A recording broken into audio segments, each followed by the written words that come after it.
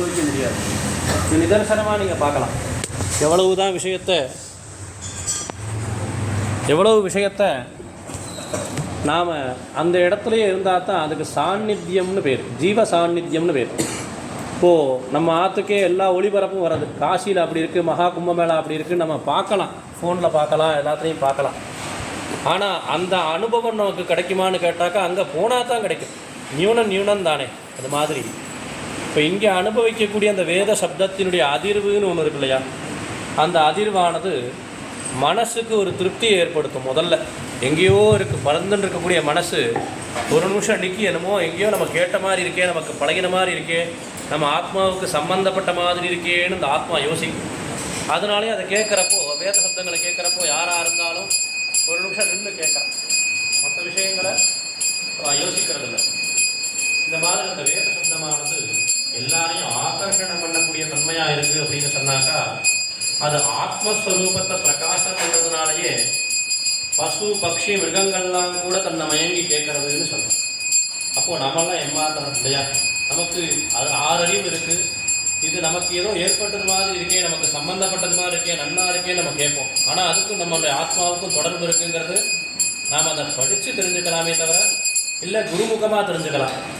அப்படி ஆத்மீய சம்பந்தமாக இருக்கக்கூடிய இந்த வேதமானது ரொம்ப உத்கிருஷ்டமாகவும் எல்லா தர்மங்களையும் தனக்குள்ள கொண்டு ஒவ்வொரு வியக்தியை உத்தேசம் பண்ணி, ஏன்னா மனுஷா எத்தனையோ பேர் இருப்பார், எல்லாருக்கும் இனிப்பு பிடிக்கும், ஆனால் ஒரே இனிப்பு பிடிக்கும்னு சொல்ல முடியாது. ஒருத்தருக்கு ஜாங்கிரி பிடிக்கும், ஒருத்தருக்கு லட்டு பிடிக்கும். அப்போது யார் யாருக்கு எப்படி எப்படி வேணுமோ அந்தந்த மாதிரி ஃப்ளெக்சிபிளாக இருக்கக்கூடியது வேதம். உங்களுடைய ஸ்வரூபத்துக்கும் உங்களுடைய அதிகாரத்துக்கும் ஏற்ற மாதிரி உங்களுக்கு கர்மாக்களை விதிச்சு இந்த மாதிரி இருக்கும்னு சொன்ன அதே வேதம் சில இடங்களில் சாமூகிக தர்மம்னு பேர். அதை நம்ம இன்றைக்கி இங்கிலீஷில் எட்டிகேட்னு சொல்கிறோம். இதெல்லாம் இன்னொருத்தரை சொல்லி வர்றதில்லை நமக்கு இல்லையா? காமனாகவே நமக்கு தெரியும், ஒரு இடத்துல போனால் எப்படி நடந்துக்கணும்னு இல்லையா? அதே மாதிரி காத்தால் எழுந்தால் குளிக்கணுங்கிறது தெரியும். இந்த மாதிரி சாமானிய தர்மங்களை கூட வேதம் சொல்கிறது. எப்படி சொல்கிறது பாருங்க. நகாணி நிகிருந்ததே ததோதாவதே ஸ்நாதி அகதம் வா சப்பரிதத்தேன்னு சொல்கிறது. எப்படி நகத்தை வெட்டிட்டு அதுக்கப்புறம் குளின்னு சொல்லுது, குளிச்சுட்டு நகத்தை வெட்டின்னு சொல்லணும். ஸ்டெப் பை ஸ்டெப்பாக சொல்கிறது. அகதம் வா சப்பரிதத்தே, நல்ல சுத்தமான வஸ்திரத்தை, இன்னொருத்தர் தொடாத வஸ்திரத்தை, கைப்படாத வஸ்திரத்தை, வெயில்பட்ட வஸ்திரத்தை உணர்த்திக்கோ அப்படின்னு சொல்லுறது. இதை ஸ்டெரிலைசேஷன் சொல்கிறோம் இன்றைக்கி நம்ம இல்லையா? இந்த கொரோனா வந்தப்போ எத்தனை பேர் எவ்வளோ அனுபவித்தோங்கிறது, நமக்கு இது எவ்வளோ சுத்தமாக இருந்தோங்கிறது. அந்த சுத்தத்தை வேதம் சொன்னது தானே. ஒருத்தர் தொட்டுக்கப்படாது, ஒருத்தருக்கு நமஸ்காரம் சொல்லுங்க, ஷேக்கன் பண்ணுறதெல்லாம் நமக்கு கலாச்சாரத்தில் இல்லை. அதுக்கப்புறம் நம்ம எடுத்துட்டோம். அதுக்கப்புறம் சங்கர பகவத்பாதாச்சாரியால் கூட மமதேகி கராவளம்பம்னு சொல்லி எல்லா ஆச்சாரியாலும் கராவளம்ப ஸ்தோத்திரம்லாம் பண்ணி நான் சுவாமிக்கு ஷேக்கன்லாம் கொடுத்துருக்காரு. அப்போ அதை நம்ம எடுத்துக்கிறோம். ஆனால் நல்லது எங்கே இருந்தாலும் நாம் எடுத்துக்கணும், அது நம்மளுடைய பரிபக்குவம். அது மாதிரி இப்போது இந்த இடத்துல வேத பாராயணமானது இன்றைக்கி காத்தால் ஆரம்பித்து அல்பாரம்பகா க்ஷேமகரகான்னு பேர். ஒரு விஷயத்தை ஆரம்பிக்கிறோன்னு சொன்னால் எடுத்தோடனே பிரமாதமாக 10 பஞ்சாயம் சொன்னேன், 30 பஞ்சாயம் சொன்னேன்னு ஆரம்பிக்கப்படாது. கொஞ்சம் கொஞ்சமாக ஆரம்பிக்கணும். க்ஷணசா கணசா செய்வ வித்யாம் அர்த்தம் ச சாத்தியதேன்னு. ஒரு படிப்பு படிக்கணும்னு சொன்னாக்கா கொஞ்சம் கொஞ்சமாக படித்து தான் முழுமை அடைய முடியும். ஒரு கோட்டீஸ்வரன் ஆகணும்னு சொன்னாக்கா கொஞ்சம் கொஞ்சமாக பணத்தை சேர்த்தா தான் கோட்டீஸ்வரன் ஆக முடியும். அப்போது ஒரே காலத்தில் இதெல்லாம் அனுபவிக்க முடியாது, அனுபவிக்கவும் கூடாதுங்கிறது.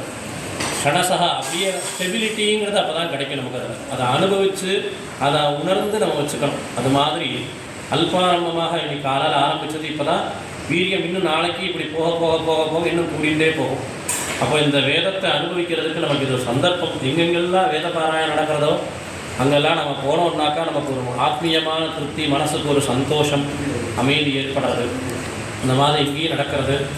எல்லோரும் இருந்து இந்த ஒரு வைபவத்தில் கலந்துட்டு உங்களுக்கு இருக்கக்கூடிய ஒரு ஆத்ம திருப்தியை அனுபவிச்சுட்டு உங்களுடைய வாழ்க்கையில் ஒரு நல்ல ஸ்ரேயஸை, நல்ல மெட்டீரியலில் நமக்கு திருப்தி இல்லை, மனசில் தான் நமக்கு திருப்தி இருக்குங்கிறத புரிஞ்சுண்டு வாழ்க்கையில் எல்லா இடத்துலையும் திருப்தியாக சந்தோஷமாக இருக்கிறதுக்கு பழகிறதுக்கு இது ஒரு ஹேத்து காரணமாக இருக்குன்னு சொல்லி இந்த உபன்யாசத்தை உபசம்ஹாரம் பண்ணிக்கிறேன். நம பார்வதி பதயே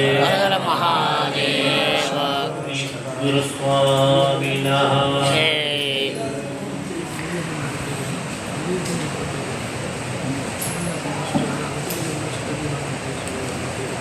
Gimana? நான் சொல்லுவேன்